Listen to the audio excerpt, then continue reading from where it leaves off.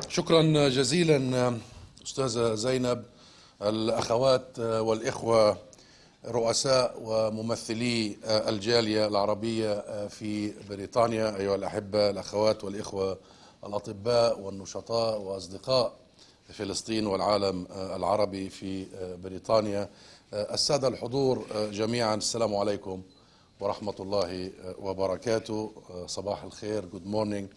واسمحوا لي بداية التوجه بالشكر باسمكم جميعا لمنصة عرب لندن، للمحمدين كما اسميناهم، محمد الأمين ومحمد عايش، على تنظيم هذا المؤتمر، مؤتمر الجالية العربية، على هذا الحدث الهام في هذا التوقيت الهام والمصيري في تاريخ المنطقة بأسرها.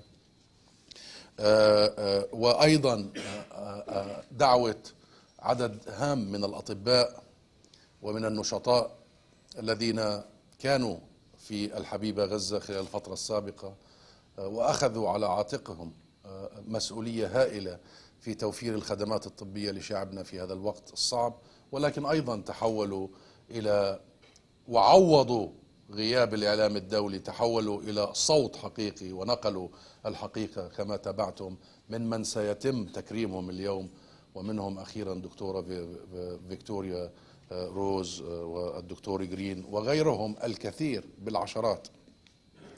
وأيضا الشكر موصول لجميع ممثلي الجالية العربية هنا، والقائمة تطول، ولكن محبتنا واحترامنا الشديد للأستاذ الكبير الحبيب السيد صباح المختار الذي بدأ بهذا الجهد. وأنا أذكر عندما كنت طالبا هنا في نهاية التسعينات كان جهده في تأسيس المؤتمر للجالية العربية، ونحن نشكر المحمدين ومنصة لندن على استكمال هذا الجهد وإعادة الوهج لهذا الجهد. لك كل الحب أستاذ صباح، للعراق الحبيب كل الحب، وأيضا لكل من يمثل هنا. وأعرف أن هناك ممثلين ورؤساء للجاليات العربية هنا، منها من الحبيبة مصر، ومنها من الحبيبة الأردن، ومنها أيضا من السودان، ومن ليبيا، ومن الصومال، ومن لبنان، ومن جميع أطياف العالم العربي.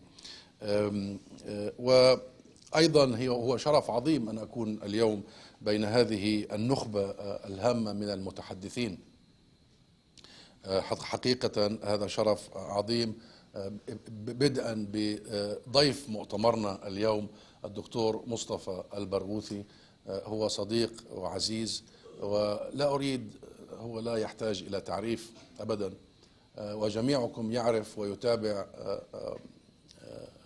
مساهماته الكبيرة بالمعنى الوطني والسياسي والإعلامي، ولكن الحقيقة هو عمله الدؤوب منذ عقود في مجال الإغاثة الطبية، ونحن نعلم أن هذا كان المجال الأهم خلال ما يقارب العامين السابقين، ونعلم أن الإغاثة الطبية التي يقودها الدكتور مصطفى تمكنت في هذه اللحظات العصيبة من مساعدة ما يقارب 200 ألف من أهلنا في قطاع غزة، خصوصا في مجال الرعاية الصحية الأولية، وهذا مجال مهم ومفقود.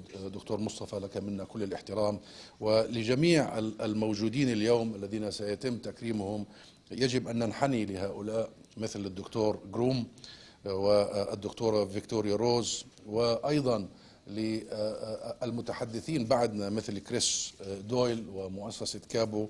وأعلم أن مريم فرانسواز، الدكتورة مريم فرانسواز ستكون معنا لاحقا. هي صوت كريس دويل، هو عمود فقري أساسي لعملنا العربي أي كابو. دعني أنقل لكم أيضا تحيات زملائي السفراء العرب، وكان من المفترض أن يكون معنا اليوم سعادة سفير المملكة الأردنية الهاشمية منار الدباس، ولكن هو اتصل في قبل صباحا، للأسف حصل معه طارئ عمل. ولكن ننقل تحيات السفراء على هذا الجهد لجلب الجالية العربية وتوحيدها وتنسيق أعمالها. هذا شيء نحن بحاجة له خصوصا في هذا التوقيت. هذه لحظة تاريخية، أنا لا أريد أن أتحدث عن بشائع وفظائع الاحتلال. أنتم جميعا تعرفونه، تتابعونه بشكل يومي. أيضا جزء منكم كان موجود في غزة وشاهد الإبادة، خصوصا الأطباء. ليست الآن مساحة للحديث عن هذا، هي المساحة الأساسية هو الحديث عن الجالية العربية وكيفية أن نستكمل المشوار الذي بدأناه منذ وقت طويل، وكيفية أن نساهم حقيقة في هذه الساحة المحورية والأساسية، الساحة البريطانية. أنا أقول لكم وبكل أمانة أن اليوم العمل الذي تقدموا الجاليات العربية ومسلمي بريطانيا، تقدموا المظاهرات وتقدموا تغيير الخطاب وتقدموا الاشتباك في ميادين عديدة. اليوم نحن وصلنا إلى ذروة حقيقية. هناك تغير هائل في الرأي العام البريطاني. هذه الساحة مرشحة الآن بسبب أعمالكم وبسبب استدامة هذا العمل، هذه الساحة مرشحة الآن لأن تكون ساحة التغيير الأكبر. وأنا أؤكد لكم هنا، بما أني خدمت سفيرا في واشنطن الولايات المتحدة وبعدها هنا بريطانيا، أن ساحة التغيير الأهم الآن هي بريطانيا، لأنه بريطانيا التغيير فيها هو من الأسفل إلى الأعلى، هي القواعد، هو تغيير الرأي العام، تغيير الشعوب، وهذا التغيير مستدام. لأن بريطانيا لديها مسؤولية تاريخية. أين بدأت القضية الفلسطينية؟ أين بدأت مأساة الشعب الفلسطيني؟ هنا في بريطانيا يجب أن تنتهي. ولندن كانت هي عاصمة حملة مناهضة نظام الفصل العنصري في جنوب أفريقيا، كان المركز هنا، ونحن نشهد حملة مشابهة بذلك. الحملة التي تمكنت من تحرير جنوب أفريقيا وتحرير نيلسون مانديلا اليوم تتشكل هنا في بريطانيا لتحرير فلسطين. وهذه ليست فقط حملة تضامن بل حملة تحرير. It's a liberation movement. ولهذا نحن نريد أن نستكمل هذا العمل، ولهذا هذا المؤتمر في غاية الأهمية. Allow me to, in respect to our friends here and at the request of the organizers, to switch to English and to welcome all of you here, our friends, the representatives of the Arab community, the brave doctors who are with us and just returned from Gaza. Of course, the organizers of today's event, Arab London platform. We need not to talk about genocide. We're here to contribute to stopping the genocide and to bring those war criminals to account. We're here to discuss what is the role of the Arab community in the UK in the long march to freedom and the liberation of not only Palestine. Palestine is indeed the core of the causes. It is. It unites the Arab people. It unites all humans. But also there are causes. The region is in need of real support from us, be it in Palestine, be it in Syria, be it in Sudan, be it all over. And today it is our call to make sure that that support comes from our communities here, to all of our communities back in the region. And we have really a lot to discuss in the brief time we have. How do we do that? What is the role of the Arab community in the UK? What is it? And let me be rather punctual here and mention quick points. Number one, let's agree on the following. Israel would not have been able to do all what it has done.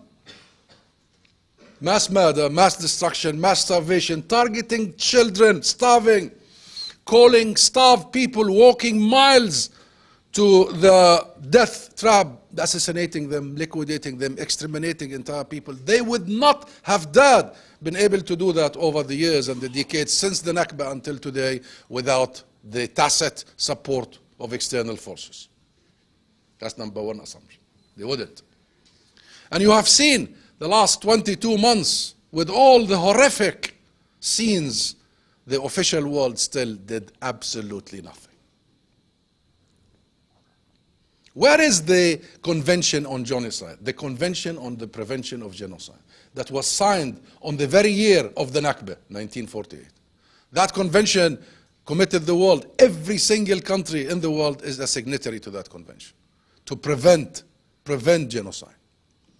And our people in Gaza have been in genocide for 22 months. no prevention. And sometimes all what they do is denying the genocide. So, number two assumption, Britain in that external support played a historic and crucial role in the Nakba of the Palestinian people and the region. From the Balfour Declaration onward. So this is a major arena where external support has been extended to Israel. Not just the Balfour Declaration. Not just promising our land without consulting us, that colonial arrogance, turning us, the native population, the original people of Palestine, into non-Jewish minorities. Not just that, but throughout the British mandate, all the way to recent politics, Britain has been one of the biggest allies and supporters of Israel. Number three,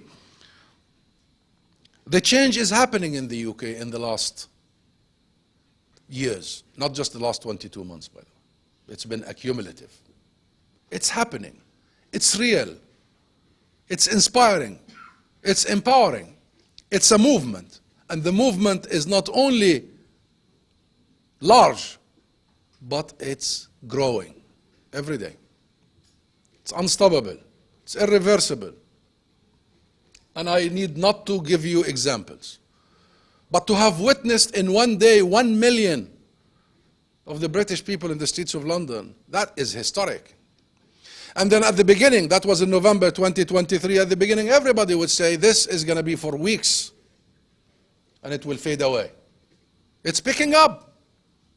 It's increasing. So this has become the largest and the longest solidarity and protest movement in the history of this country. It's because of you. And I see, and you know that I've taken part in much of these demonstrations. I see that the Arab and the Muslim leaders, community leaders, are in the forefront of this fight. So change has happened. And that's because the change is bottom up, because the change is from the base. It's very sustainable, it's very real, it's very impactful. So we did see that change in the public opinion started to show its impact on the government here. Yes, not enough. Yes, the government was half committed. But it started to take some steps, including partial arms embargo, and we all call for full arms embargo, including sanctioning illegal settlers and illegal organizations that support settlements, including support to UNRWA and our refugees, including withdrawing the previous British intervention opposition to the ICC and declaring that they respect the independence of the International Criminal Court, and including the sanctioning of 2 fanatical ministers in the Israeli government. We always say these are important steps in the right direction, but we need to build on it. It's not just 2 ministers in that government that need to be sanctioned. The entire government need to be sanctioned because these 2 ministers are implementing the policy of that entire government headed by Benjamin Netanyahu. But why is the government is taking all these steps? And by the way, it's been relentless because of you, because of the pressure, because of the letter you sent to 10 Downing Street, because of the millions of people in the streets, because of all the activism you see, because of the arenas of sport, the arenas of culture, the arenas of music, because Palestine has become the cause of the people of Britain. So this could not be more timely. Your efforts to bring our community together could not be more timely, my friends.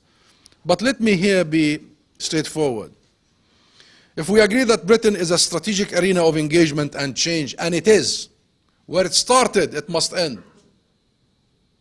If we change this country, we have changed the world. And if we change the world, the freedom will be much closer than what you think. You know what Nelson Mandela said?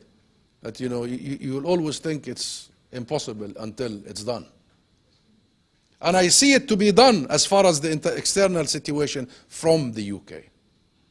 And what I witnessed in the UK is just, a couple of days ago I received a letter from Shetland Island. They started less than a year and a half ago with 2 volunteers Now, Shetland Island is one of the most active branches of PSC. And the contribution they're making, the pressure they're doing on Westminster, they have just fundraised for Gaza 40,000. Shetland is a very small island of 20,000 people. It's the most northern tip of the UK. So this has become a global issue. And this is the time that we come together and we move forward. But let's be frank with each other. We have problems as Arab community here and Muslim community. We have issues. We have been focusing on managing the suffering of our people in the Arab world, managing the suffering. We have to shift from managing the suffering to curing, to dealing with it. And what do I mean by managing the oppression? Because, number one, we are the biggest minority in the UK, right? By far. We have the numbers. There is no even comparison with any other minority. We have the numbers. Number two, we are the most professionals as the Arab community here and the Muslim community. Wherever I go, and I'll tell you, this is not just to make you feel good, this is a fact. Professors, doctors, lawyers, bankers, everywhere. Inventors. Makes me so proud as a Palestinian and Arab ambassador to be anywhere, to be in a hospital, to be in a court, I haven't been in a court, by the way. Michel Abdel Masih would attest that I have not, our QC, have not been in a court. But wherever you go, we're so proud. Michel Abdel Masih is the first Queen consultant. Now he would be a King consultant. But not judges. So professionally, we are absolutely exceptional. Number three, we are the most giving financially. Do you know that? Do you know that the average Arab, the average Muslim contributes 4 times the average British? Let me give you a number. The average Arab gives per annum, annually, 708 pounds per year. The average British person gives 165. 4 times. 4 times. I've seen a figure that the contribution of our community to charity is around 1 billion pounds a year. That's a lot of money. So we are the most giving. So what is the problem then? Where is the problem? I'll tell you where is the problem. 99% of this huge giving goes to bandages. Rightly so. We are wounded. We are bleeding. We need the bandages. Only 1%, actually less than 1%, goes to strategic engagement, to strategic action. Only 1%. I'll give you another statistic. The Palestinian people contribute around $4 billion, the diaspora outside, $4 billion to causes in Palestine, issues in Palestine, support to Palestine, $4 billion. That's also one of the most generous diaspora communities ever to contribute to, in relative terms, of course, in comparison to the numbers. How much our community, the Palestinian community, contribute to strategic action? 45 million per year. That means every Palestinian contributes $3 every year to strategic action. What do I mean by strategic action? It's the action that will actually end the suffering, end the occupation, get the liberation. And what is the strategic action? Number one is what Arab London is doing. The war of words, the narrative, the story, because it has been defamed, it has been twisted for years. The culture in that, our story, must be told in a way that will bring more awareness. Number two, the legal action. And we have many good lawyers here, excellent lawyers. While the law is with us, legality is with us, The law has been used as a sword against us. How many of your organizations have been shut down using phony legal arguments? When we have the best lawyers among us, the best lawyers, best brains. Tomorrow, الحق Institute will be going to the court here to hear about the case against the government or about the arms trade with Israel tomorrow morning. There has been a case, and the government had to respond. We need to engage strategically in the legal arena. We have the upper hand in the legal arena, not just about arms trade, about 100 issues. Let us not be the victims, but let us be actually the protectors of law.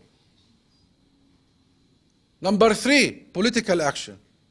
And political action begins with a letter to your MP, and I know there is a lot of that. It goes through supporting certain candidates that you believe to be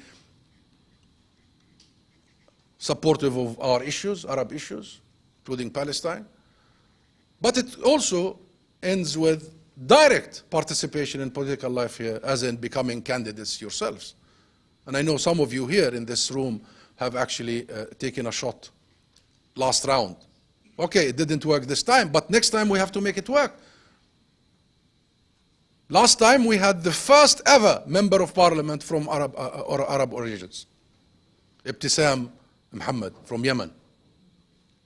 Okay, we have Layla Moran, of course, half Palestinian, before her. But I cannot believe the Arab community, with all of its history here and professional contribution to this country and financial contribution to this country, this was the first Arab member of parliament. There is a problem of representation. That is the strategic action I'm talking about. If we want to change things, we change it there. So it is time that we actually focus on shifting the dial rather than just picking the pieces after the occupation attacks here and there. We need to uproot the root cause. And I believe you me, your strategic contribution will be vital. I want to conclude here by being even more frank. Why aren't we contributing to the strategic action when we need it the most right this moment? Number one, there is an issue of culture, of beliefs, set of beliefs.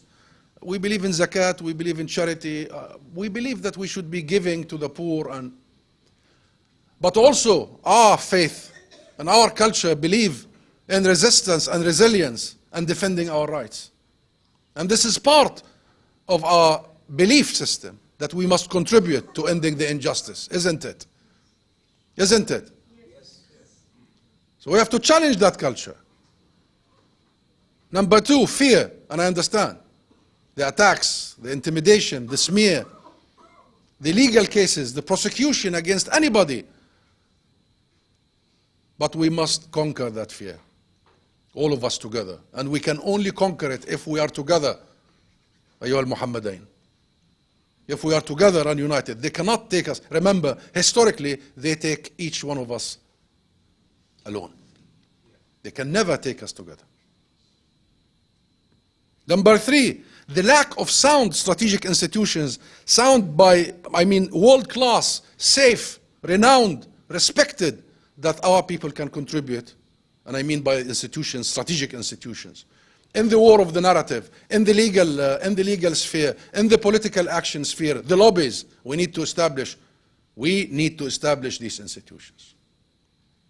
The change here is not going to be done only either in the streets and demonstrations or by official diplomatic work. The change will be done by institutions that our people will trust and feel safe with. We have some, but we need to scale some of them up, and we need to build more. So there is a lack. And number four is leadership. And that's why I am here today, because I am looking at the leaders of the community. I am looking at the leaders of the community, and I know many of you, young and younger, have been at it for a long time. I see Dr. Agad Al-Karmi here, a prominent, beloved leader of our community. And I know from the time of the 90s when I was a student here. I was 6 years old then, don't calculate. I know the efforts she and her colleagues and many people before her and after her have been doing, but this is a time when things have to come together. Build on that. Build on the base that they have built and proceed. And I am certain that the moment the Arab community come together, it has all what it takes. The moment we coordinate, the moment we build these institutions, the moment we trust each other. Trust each other. We are so proud that Palestine brings the Arab world together. But this isn't just about Palestine. It's about all of us. All of us. The moment we do that, I assure you, the real change at the top of the UK is a matter of when, not if. And inshallah, next time when we convene the next conference, we will convene it when the genocide has ended, when the war criminals are behind bars, when Gaza, the beloved Gaza, is rebuilt, every school, every hospital, when Gaza and the West Bank, including Jerusalem, is one united state, when our people are united, our geography is united, our political system is one. And I believe that that time is approaching and very fast. Shukran jazilan.